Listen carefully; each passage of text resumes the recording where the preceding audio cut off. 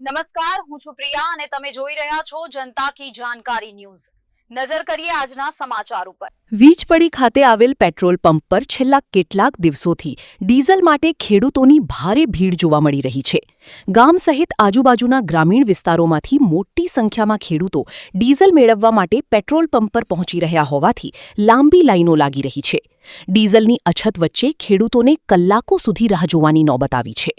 ખેડૂતોના જણાવ્યા અનુસાર તેઓ સવારના 7 વાગ્યાથી જ પેટ્રોલ પંપ પર લાઇનમાં ઊભા રહી જાય છે, છતાં ડીઝલ મેળવવામાં મોડું થઈ રહ્યું છે। ગરમીના ભારે તાપમાં કલાકો સુધી ઊભા રહેતા ખેડૂતોને ભારે મુશ્કેલીઓનો સામનો કરવો પડી રહ્યો છે।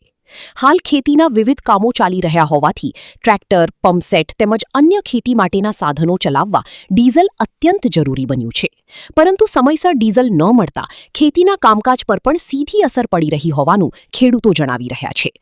ખેડૂતોમાં એવી પણ ચિંતા જોવા મળી રહી છે કે જો આવનારા દિવસોમાં પણ ડીઝલની અછત યથાવત રહેશે તો વાવેતર તેમજ અન્ય કૃષિ કામગીરી મોડે પડવાની શક્યતા છે। કેટલાક ખેડૂતોને તો ડીઝલ માટે વારંવાર ધક્કા ખાવા પડી રહ્યા હોવાનું પણ જાણવા મળ્યું છે।